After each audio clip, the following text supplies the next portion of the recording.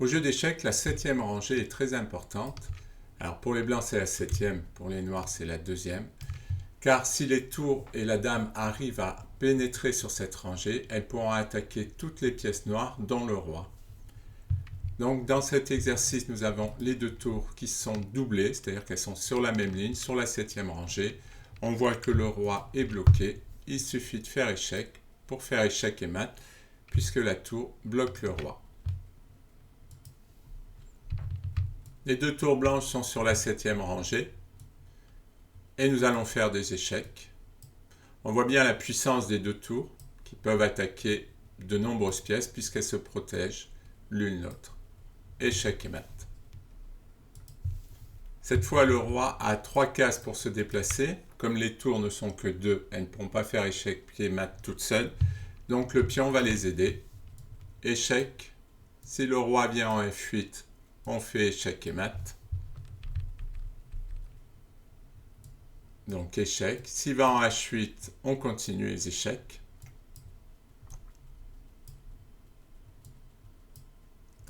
Et là, on ne continue pas les échecs, puisque sinon, on ferait un échec perpétuel, c'est-à-dire qu'il y aurait tout le temps échec et match nul.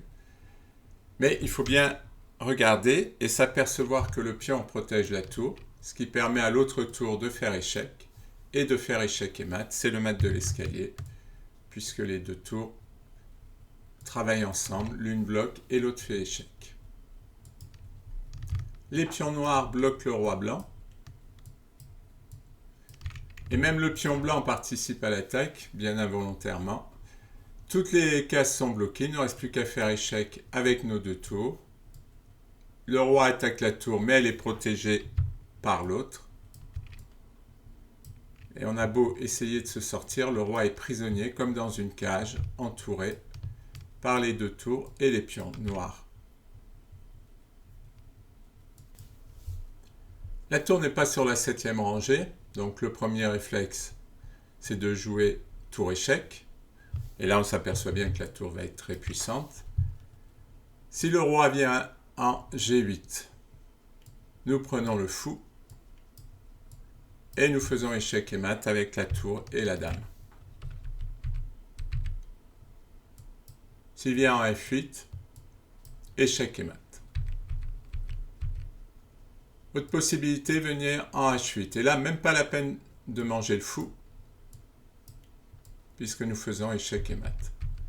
A noter que, avant que la tour fasse échec, le pion pouvait manger la dame. Donc attention à ne faire que des échecs. Donc nous avons vu ces deux cases. Maintenant, nous allons voir celle-là. Et c'est pareil, dame échec.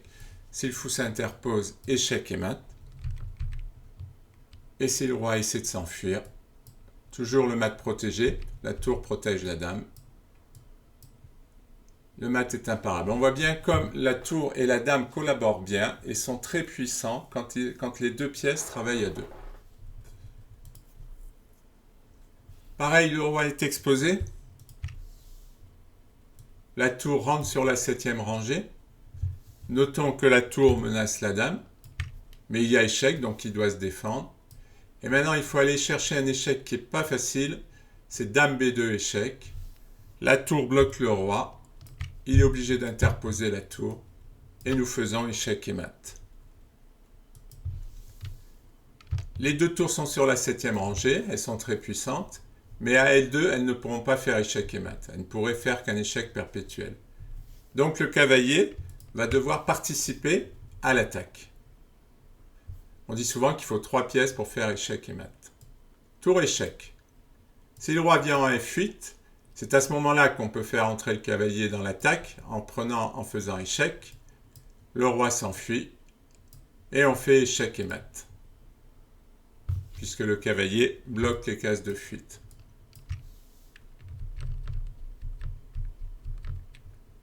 Donc tour échec, si le roi vient en F8, ça perd à cause de cavalier prend E6, donc le roi doit aller en H8. La tour prend. Le roi ne peut pas prendre toujours parce qu'il y a la tour qui protège. Roi ici, on fait échec avec l'autre tour pour obliger le roi à sortir. Et ainsi on permet au cavalier de venir participer à l'attaque et de faire échec et mat, puisque l'on bloque les deux cases de fuite du roi et que la tour protège la tour. La tour est sur la 7e rangée. Maintenant, il va falloir trouver des échecs pour la dame pour arriver sur la 7e. Il ne faut pas faire échec en F2 puisque le roi partirait et ensuite on n'a plus d'échec. Mais il faut faire échec en F1 pour ensuite aller chercher l'échec en B5. Et là, nous progressons vers le roi. S'il vient là, on lui fait échec et mat. Il va partir en F8. On a toujours des échecs. Et on peut faire échec et mat.